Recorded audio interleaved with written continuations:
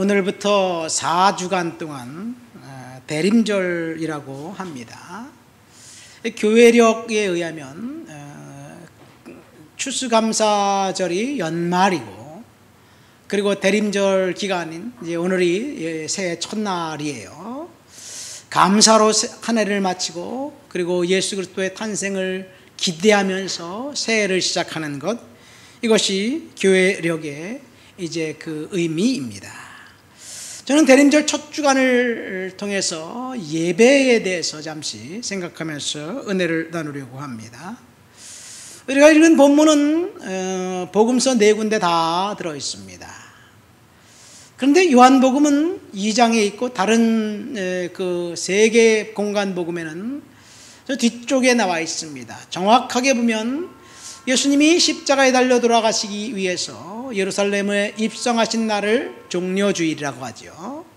종려주일이 지난 그 다음 날, 이제 그 예수님께서 성전에 가셨다가 거기서 이 성전을 기도하는 집에서 장사꾼들의 그 발dim 없는 그런 그 혼란 속에서 책망하신 사건.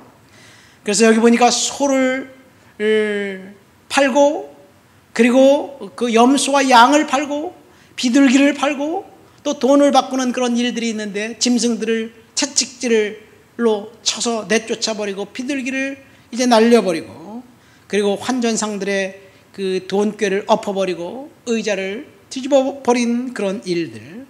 그러면서 주님께서 이렇게 말씀하셨습니다. 내 집은 만민의 기도하는 집인데 너희가 어찌하여 강도의 소굴로 만들었느냐, 이런 책망입니다. 자, 이 일이 일어난 그 상황은 사실 예수님 사역의 종착 지점에 있었던 일입니다. 그런데 요한복음은 2장에 나와 있습니다. 요한복음은 사실은 예수님의 일대기를 시간순으로 기록한 것이 아니라 예수님의 일대기 중에서 약 한 40일 정도의 기간만 간추려서 7가지 그 사건을 중심으로 기록한 것이 요한복음입니다.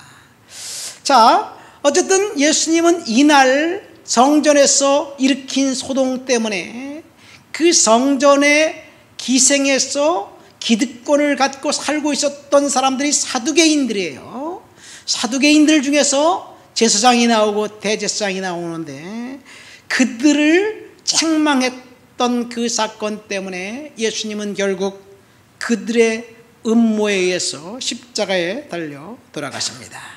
오늘 본문 13절 말씀 볼까요? 13절 말씀 보면 뭐라고 기록되어 있냐면 유대인의 유월절이 가까운지라는 말씀이 나옵니다.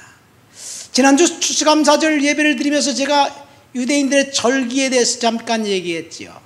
유대인들의 절기 중 가장 중요한 것은 유월절입니다. 유월절은 일주일간 애굽에서 탈출했던 것을 기억하면서 무교병과 쓴 나물을 먹으면서 하나님이 해방시켜준 것을 기념하는 축제의 기간이에요. 그로부터 50일이 지나면 첫 열매를 거둔 것을 기념하고 감사하기 위해서 오순절, 그리고 그로부터 한 시간이 또 지나면 초막절이라고 연말 가을 추수를 다 끝내고 난 다음에 이제 하나님께서 이스라엘 백성들이 광야에서 40년 동안 있었을 때를 추억하면서 광야에 나가서 텐트를 치고 살면서 하나님 앞에 감사하는 절기가 초막절입니다. 그리고 초막절 바로 직전에 이 대속죄일이라는 기간이 있습니다. 명절이 있습니다. 어쨌든 유대인들은 적어도 1년에 3번은 성전에 와서 하나님 앞에 희생 제사를 드리는 것, 그것이 유대인들의 의무입니다. 그러니까 유대인들은 성전에 반드시 와서 하나님 앞에 희생 제사를 드려야만 합니다. 자, 그러니까 이 오순절, 유월절, 초막절 기간에 이 사람들이, 지방에 있는 사람들 혹은 먼 타국에 있는 사람들이 명절을 지키기 위해서 옵니다. 평상시에 예루살렘의 인구는 한 2만 5천 명, 그리고 명절이 되면 약 18만 명의 사람들이 모여서 왁자지껄합니다. 그런 상황 속에서 하나님 앞에 예배를 드리고 희생을 드리기 위해서 예루살렘 근방에 살고 있는 사람이야 자기 집에 있는 흠없는 양이나 소를 데리고 끌고 와서 하나님 앞에 제사 드릴 수 있겠지만 타국에서 온 사람들은 어떻게 그렇게 할 수가 있겠어요? 그러니까 이제 그 제물을 사서 하나님 앞에 희생 제물을 드리는데, 그런데 그 시장이 성전 안에 있으니까 얼마나 편리할까요? 자, 예루살렘 유대인들은 이 세 번뿐만이 아니라 이 여성들이 첫 아들을 낳으면 첫 아들을 반드시 데리고 성전에 가서 하나님 앞에 예물을 드리고 그리고 이 제사를 드리는 그런 법이 있어요. 그러니까 유대인들과 성전은 뗄래야 뗄 수 없는 상황입니다. 이 수확한 첫 열매가 생기면 또 하나님 앞에 드려야 되는 그것이 의무예요. 그러니까 성전은 유대인들 입장에서 볼 때 하나님의 용서가 베풀어지는 원천이고 축복이 풀어지는 그런 장소입니다. 그리고 그 성전에서 유대인의 정치, 경제, 민사 이런 모든 일들이 진행됩니다. 자, 이런 성전이 하나님을 예배드리는 그 거룩한 장소가 사실은 오늘 우리가 읽은 본문은 예배가 돈과 권력이 결탁되었을 때 그곳에는 반드시 이권을 위해서 암투가 벌어지고 있다는 사실을 발견하게 됩니다. 살벌한 경쟁이 예배와 권력과 돈 사이에 일어납니다. 특별히 부도덕한 성직자가 권력을 잡고 있으면 더 이상 성전은 신성한 예배 공동체가 아니라 탐욕의 장소로 변질해 버리고 만 것을 우리는 알 수 있습니다. 사실 이것은 인간의 역사를 통해서 우리가 확인된 증거입니다. 어떤 종교 단체든지 종교가 타락하면 그것이 지옥이 되는 거예요. 이단들만의 이야기가 아닙니다. 건전한 종교라고 이야기하는 그런 종교도 타락하면, 이권이 개입되면 거기에는 수많은 학대와 폭력이 동반되고 신을 빌미로 자신의 이익을 챙기려는 사람들이 잔인한 행동도 서슴지 않습니다. 중세 그 교회에서 일어난 일들을 보세요. 마녀 사냥, 그 다음에 거룩해야 할 교황청은 이 그 사생아들의 집단. 제가 유학 시절 역사 히스토리 시간에 켄 데이비스라는 그 교수님이 계셔요. 중세 시대 이야기를 하면서 엉엉 우시더라고요. 수업 시간에 울면서 강의를 해요. 얼마나 참혹한 일들이 벌어지고 있었는지. 어쨌든 종교가 이 권력과 결탁했을 때 그 기득권을 빼앗으려는 자와 빼앗기지 않으려는 자의 이 암투가 벌어집니다. 사실 여기에는 일반 신도들의 이야기가 아니라 성직자들의 이야기이기도 합니다. 자, 그래서 야고보사도는 이렇게 경고합니다. 선생된 자가 더 큰 심판 받기 때문에 너희는 선생이 많이 되지 말아라. 그런 이야기예요. 지금 이 이야기는 어쩌면 예수님 당시에 예수님이 책망했던 이 타락한 제사장들의 이야기일 뿐만 아니라 오늘날 우리의 이야기이기도, 교회의 이야기이기도 할 것입니다. 자, 그 성전이, 예루살렘 성전이 하나님을 예배하는 그 공동체가 제사장들의 이익을 극대화시키기 위한 이런 어떤 탐욕스러운 장소로 바뀌어버렸어요. 우선 헤롯이 예루살렘 성전을 건축할 때, 헤롯은 유대인이 아니에요. 에돔 사람입니다. 헤롯은 탐욕스러운 사람이에요. 예수님 태어났을 당시 그 왕이 헤롯이에요. 헤롯 대왕, 여러 사람 이름이 다 헤롯이에요. 근데 헤롯이 이 권력을 잡고 난 다음에 첫 번째 한 일은 로마 식민정부에 아부하기 위해서 막대한 돈을 이제 그 수탈해서 바칩니다. 두 번째, 유대 백성들을 이제 그 안정시키기 위해서 예루살렘 성전을 건축하기 시작하는데, 이 예루살렘 성전, 예수님 당시 성전이 헤롯 성전이에요. 그보다 앞에 있었던 성전이 스룹바벨 성전인데, 이 느헤미야, 에스라에 나오는 그 성전이에요. 학계 여기 나오는 성전인데, 이것보다 그 땅을 2배나 크게 큰 성전터를 만들어 놓고 거기다 성전 공사를 하는데 몇 년 동안 공사를 하느냐? 84년 동안 했습니다. 그러면서 유대인들의 마음을 사로잡습니다. 특별히 사두개인들의 마음을 사로잡기 위해서 그 성전에 상업지역을 만들어 놓습니다. 합법적으로 장사할 수 있는 그런 상행위를 할 수 있는 그런 장소를 만듭니다. 그리고 예수님 당시 예루살렘 성전에서 성전세라는 것을 거둬들였어요. 성전세를 그냥 신도들이 가서 자유롭게 헌금하는 것이 아니라 강제로 성전세를 받는데, 당시 사람들에게 세상에 통용되는 동전이 아니라 특별히 신성한 동전이라고 해서 특별히 만들어서 성전세를 낼 때 그 돈만 사용하게 합니다. 이것을 가지고 시장에 나가 쓸 수가 없어요. 그러니까 환전을 하면서 폭리를 취하게 만듭니다. 자, 그리고 세 번째, 상업구역에서 이 재물들을 매매하는 그런 이 가게를 오픈합니다. 사실 구약성경 어디에도 하나님 앞에 예배드리기 위해서 짐승들을 사고 팔고 매매해서 하나님 앞에 예배드리고 제사드렸다는 기록이 없습니다. 다만 말라기서에 보면 제사장들이 눈 멀고 병든 그 동물들을 가져와 희생제사를 드리는 백성들을 책망합니다. 그런데요, 말라기가 책망한 것은 사실은 일반 신도들이 눈먼 짐승, 절름발이 짐승을 갖고 와서 하나님 앞에 예배드리는 걸 책망한 게 아니에요. 일반 백성들은 하나님 앞에 정결하고 깨끗한 짐승을 갖고 가야만 해요. 왜냐면 제사장이 검수하면서 이거 다리가 쩔룩네, 안 돼. 얘가 눈이 작구나네, 안 돼. 제사장이 다 캔슬시켜버려요. 그러면 말라기가 누구를 책망한 거냐? 제사장을 책망한 거예요.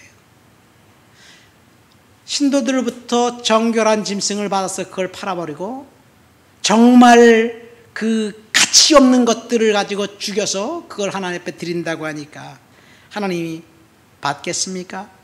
그러니까 어쨌든 제사장들의 이권이 개입되면서 언제부턴가 하나님을 예배하는 제사가 경제적 이득의 수단이 되어버렸습니다. 이 일이 신약에 와서는 아예 공식적으로 성전에서 매매 행위를 하게 됩니다. 이 성전에서 매매하는데 그 매매하는 짐승의 검수를 누가 하느냐? 제사장이에요. 어느 가게에서 소와 양과 짐승을 팔면서 거기서 제사장이 그 인증서까지 딱 해주니까 그것보다 편한 것이 없겠지요. 어쨌든 하나님께 바칠 짐승이 이렇게 돈벌이 수단으로 바뀌어 버렸습니다. 그러니까 예수님 당시에 판매되는 짐승이 정결하고 깨끗하고 흠이 없는 것이냐? 상관이 없어요. 제사장에 도장만 있으면 되는 거예요. 비리가 싹 트는 거죠. 예루살렘 그 어느 구역에서 그러면 사람들이 모여서 예배를 했을까? 사실 예수님 당시 헤롯 대왕이 성전을 건축하면서 큰 노천 광장의 3분의 2는 이방인의 뜰로 만들어 놓고 3분의 1은 유대인의 뜰이에요. 근데 유대인들은 이방인의 뜰에 들어가지 않습니다. 왜냐하면 이방인들은 하나님으로부터 버림받은 사람이라고 자기 선민의식 때문에 그래요. 거기에 누가 있느냐? 로마 군병들, 이방인들이, 온갖 군상들이 거기서 하나님을 예배하는 그 자리에서 예배를 방해하고 있는 거죠. 이 유대인의 뜰도 세 군데로 나눕니다. 첫 번째 남성구역, 여성구역, 제사장구역으로 나눕니다. 자, 이렇게 유대인의 뜰에서 그 상행위를 하면서 제물을 사서 제사장에게 갖다 주면 제사장이 그 제사장이 들어서 제사장이 잡아요. 그리고 거기서 어떻게 제사를 드리는지 아무도 모릅니다. 원래 이 솔로몬이 성전을 건축하기 전 모세를 통해서 하나님이 성막, 회막이라는 걸 만들어서 거기서 하나님을 예배드리게 만들었어요. 이 성막의 구조는 딱 세 구조로 되어 있습니다. 첫 번째가 어떤 구조냐? 성전 뜰이에요.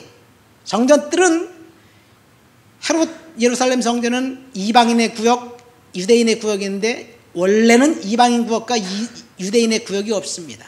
성전 뜰 거기에는 이방인이든지 남성이든지 여성이든지 누구든지 와서 거기서 하나님 앞에 예배드리기 위해서 성전 뜰로 이제 그 짐승을 갖고 오면 제가 언젠가 설교했던 기억이 나는데 여러분 제사를 드리기 위해서 양을 한 마리 끌고 가면 그 양을 누가 죽인다고 했어요? 제사장이 죽이나요? 제사장 여기 내가 양 한 마리 갖고 왔습니다. 이걸 제사 드려주세요. 그러면 제사장이 그걸 받아갖고 죽여갖고 하나요? 안 해요. 누가 하냐면 본인이 해야 되는 거야. 죽이고 각을 뜨고 그리고 번제 같은 것들은 몽땅 다 들여서 그 성소로 갖고 들어가서 제단에서 불을 태워서 하나님께 드려요. 그리고 화목제 같은 경우는 뒷다리 부분, 가슴 부분 살짝 몇 부분만 그 제사장에게 드리고 그리고 내장과 기름만 갖다가 태우고 나머지 고기는 본인이 갖고 가서 집에서 먹어요. 이것이 구약시대의 성전에서 하나님 앞에 제사하는 제사 방법입니다. 그리고 성소와 지성소가 갈려 있는데 그 지성소 안에는 법궤가 있었고 거기는 하나님의 임재가 있었어요. 이것이 성막입니다. 이 지성소에 1년에 제사장이 딱 한 번만 들어갑니다. 그런데 이제 솔로몬이 성전을 세우고 난 다음에 이 시간이 지나면서 지성소는 말 그대로 하나님의 집으로 아무도 접근할 수 없는 그런 장소가 되어버립니다. 그리고 제사장들은 성소에서 제단에서 하나님 앞에 제사를 드립니다. 그런데 신약에 와서 성소에서 제사를 드린 게 아니라 노천 광장에서 하나님 앞에 제사를 드리고 그리고 제물을 누가 잡는 것이 아니라 제물을 제사장에게 주면 제사장이 무슨 일을 벌이는지 아무도 몰라요. 그리고 그 예배드리는 그 장소는 돗대기 시장처럼 그 시장터가 되어버렸습니다. 그러니까 예루살렘 성전 그 큰 성전에 하나님 앞에 예배하고 기도할 수 있는 곳이 단 한 군데도 없어졌다는 것이죠. 그래서 예수님이 책망한 것이에요. 예수님께서 책망한 성전은 더 이상 기도의 집, 예배의 집이 아니었습니다. 그런데 원래부터 성전이 그랬느냐? 예루살렘 성전이 그랬느냐? 헤롯 성전이 그랬느냐? 아닙니다. 여러분 성전의 기능은요 예배와 기도의 기능이에요. 구약시대 예배는 제사입니다. 자, 구약시대에 성전에 와서 기도했던 사람이 있어요. 누구예요? 한나라는 여성입니다. 한나가 성전 어디에 들어가서 기도했을까요? 오늘 우리 교회에 들어오면 교회에 와서 기도하는데 자유롭게 안에 들어와서 기도하죠. 저는 목사니까 여기 앉아서 기도해요. 근데 목사가 아닌 사람이 강대상에 올라가서 기도해야 되겠다 이렇게 생각하고 올라오는 사람이 있을까요? 없어요. 근데 문제는 없지만 아직 여기는 목사님의 영역이다 라고 생각하는 사람들이 안 올라옵니다. 그럼 성전에 앉아서 열심히 기도해요. 한나는 그럼 어디서 기도했을까요? 성소 안에 들어갔을까? 지성소 안에? 성전 뜰이에요. 성전 뜰에서 열심히 기도했어요. 근데 성소 안에서 졸고 있었던 엘리 제사장이 이상한 말을 하죠. 너 왜 술 처먹고 와서 여기서 중얼거리냐? 뭐 이런 얘기를 해요. 그런데 어쨌든 한나는 성전에 가서 하나님 앞에 열심히 기도하고 하나님 앞에 기도해서 하나님 앞에 응답받고 아들을 낳았는데 그 아들이 사무엘이에요. 이 사무엘, 기도를 통해서 낳은 아들 사무엘, 그 사무엘을 통해서 하나님께서 놀라운 일들을 합니다. 사무엘은 마지막 사사이고 그리고 이제 선지자 시대를 공식적으로 열고 그리고 이스라엘의 왕을 세우는 일을 합니다. 그리고 엘리의 제사장은 제사장으로서 이제 버림받습니다. 그 아들 홈리와 비느하스도 버림받습니다. 한나가 기도를 통해서 낳은 아들, 그 아들은 제사장이 될 수 있는 사람이 아닙니다. 왜냐하면 이 사무엘은 아론의 후손이 아니라 고라의 자손이에요. 고라는 아론과 모세를 향해서 반역했던 사람입니다. 그런데 하나님은 고라의 자손을 제사장들보다 더 높이 쓰십니다. 그렇다고 사무엘이 제사장으로 쓰임받은 건 아니에요. 사무엘을 통해서 공식적으로 선지자 시대를 열어갑니다. 여러분, 제사장이 타락하니까요, 하나님 제사장 그룹이 아닌 다른 사람을 선지자로 세웠는데, 이 선지자가 누구냐? 오늘날로 말하면 평신도예요. 그래서 평신도를 통해서 하나님께서 놀라운 일들을 하는 거예요. 성전에 나와서 기도하는 사람들을 통해서 하나님께서 일을 이루시는 거예요. 자, 이것이 사무엘을 기도로 말미암아 태어난 그 아들, 그래서 그가 나중에 다윗에게 기름을 붓고 왕으로 삼습니다. 자, 그런데 신약시대에 와서 지금 예수님이 창망하신 그 예루살렘 그 성전에서 열심히 기도했던 사람이 있어요. 그 장소가 돛대기 시장이 되고 장사들이 그 우글거리는 그런 그 하나님을 결코 예배할 수 없는 그런 이상한 장소가 되어버렸는데, 사실 처음부터 그런 것이 아니었습니다. 신약 성경에 오면 예수님이 태어날 당시에 성전에서 80년간, 무려 80년간 기도했던 사람이 있어요. 누구예요? 안나라는 할머니, 시므온이라는 할아버지. 이들은 성전 노천 광장에서 하나님 앞에 열심히 기도하고 하나님의 은혜를 받고, 그리고 난지 8일 만에 할례를 받기 위해서 그곳을 방문한 그 어린아이를 봤는데, 그 아이가 메시아가 예수인 것을 알고 하나님 앞에 이제 내가 하나님 앞에 편안히 죽을 것 같다, 내가 메시아를 봤다, 그렇게 고백하면서 이제 내가 이제 죽어도 여한이 없구나, 그렇게 고백했던 그 성도들이 있었습니다.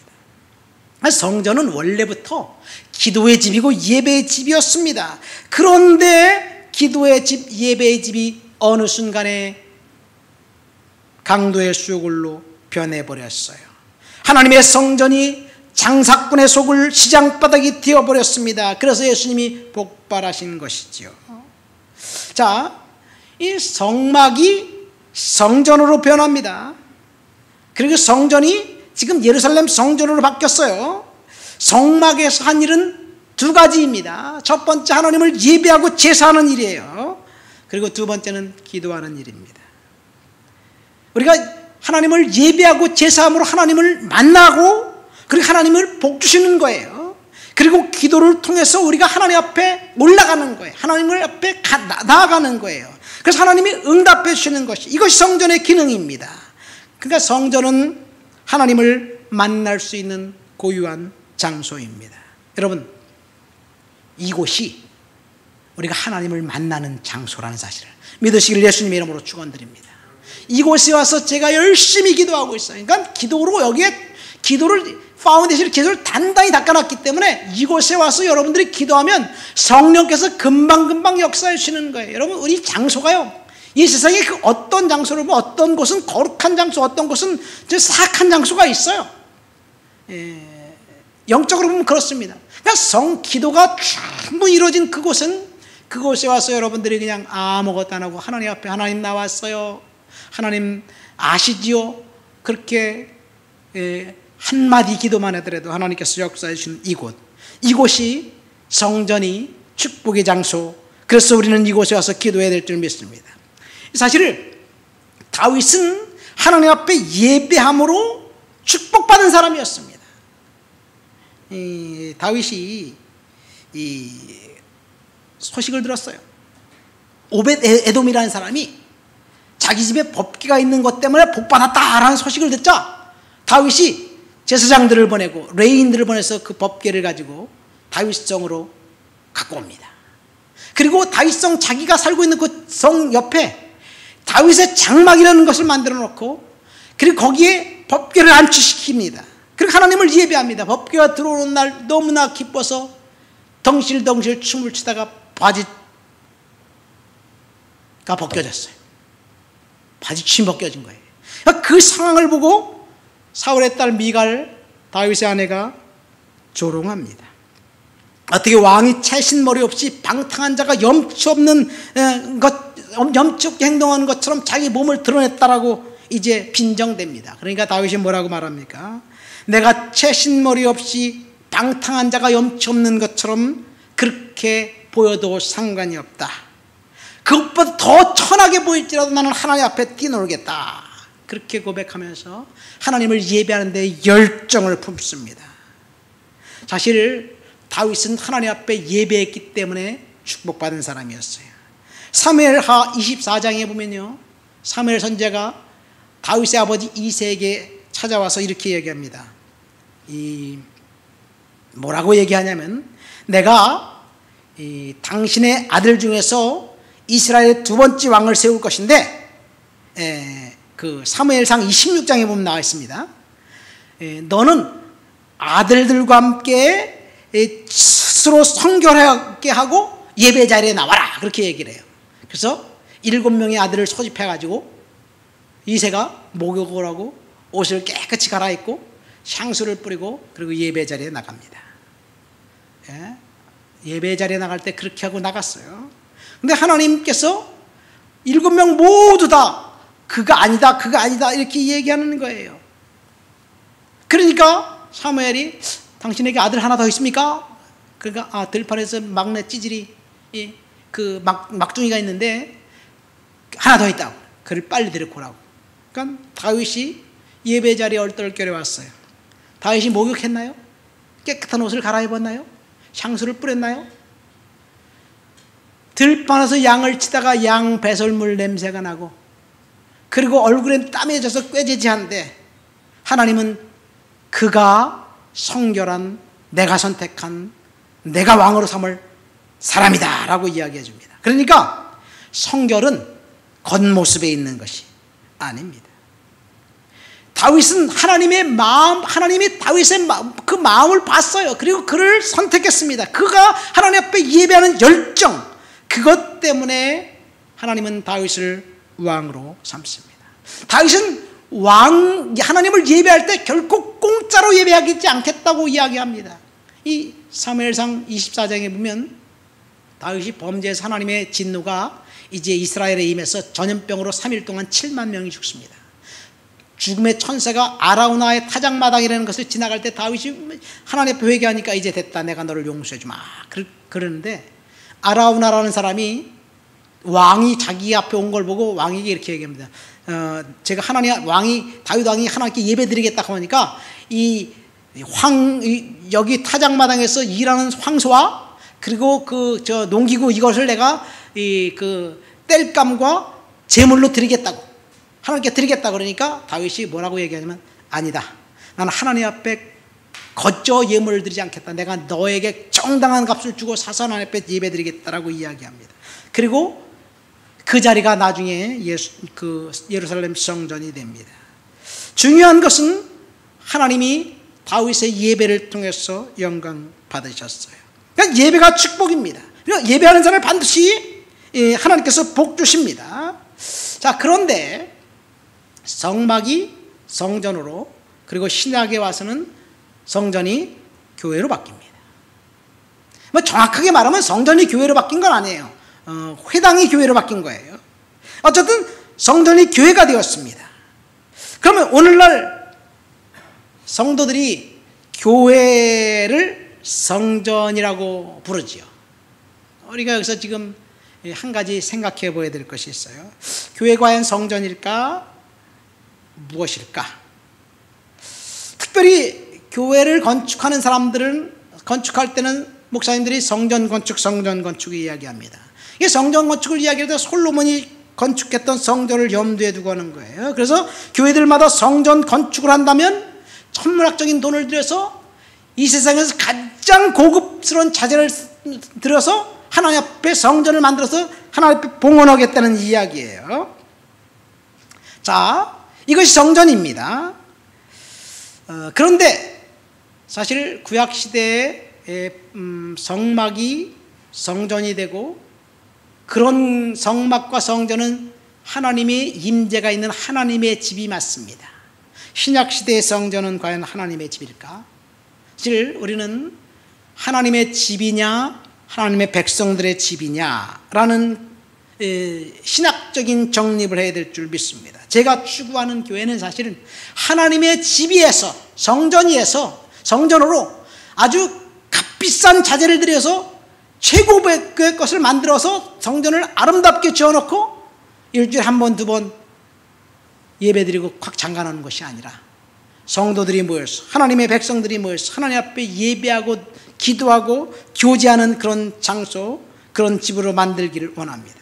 교회는 사실은, 신약시대의 교회는 하나님의 집의 개념도 있지만 하나님의 백성들의 집이에요.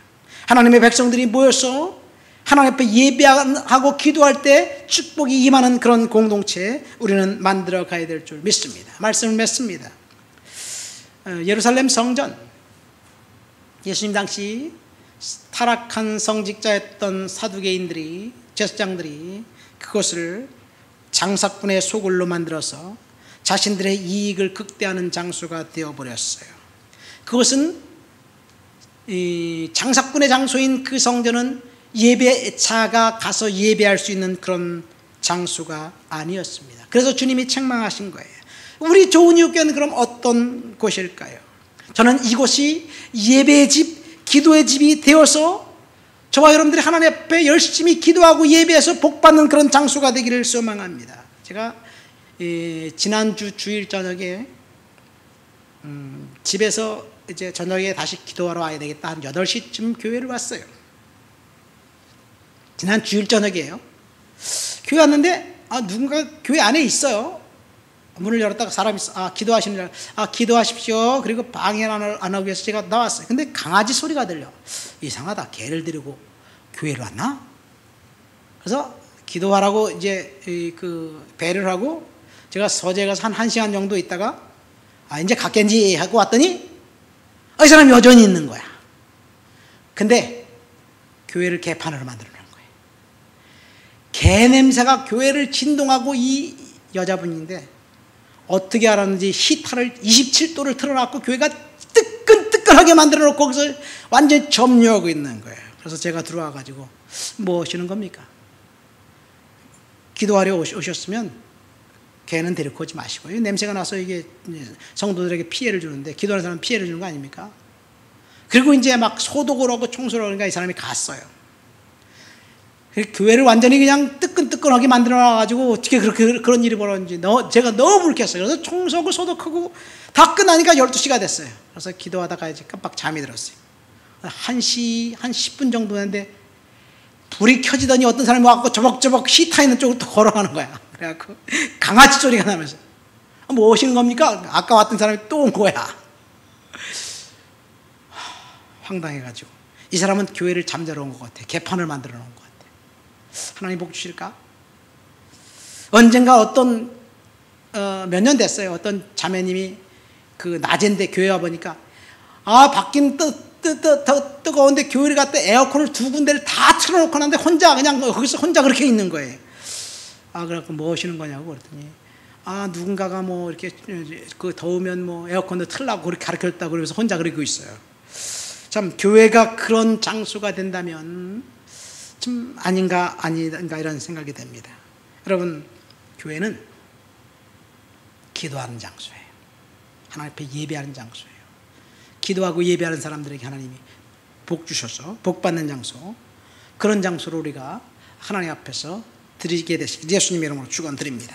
우리 한번 말씀을 생각하면서 기도할까요? 하나님, 우리가 교회에 나와 예배의 집, 기도의 집, 교회에 나와 하나님 앞에 기도하고 복 받는 인생 될 수 있도록 주여 도와주옵소서. 다 같이 정성으로 기도합니다.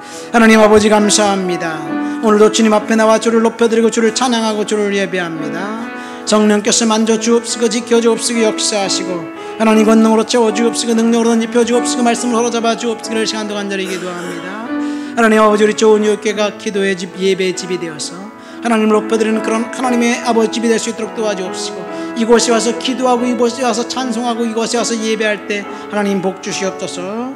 주를 높여드리고 주를 찬양합니다. 예수님의 이름으로 기도합니다. 아멘.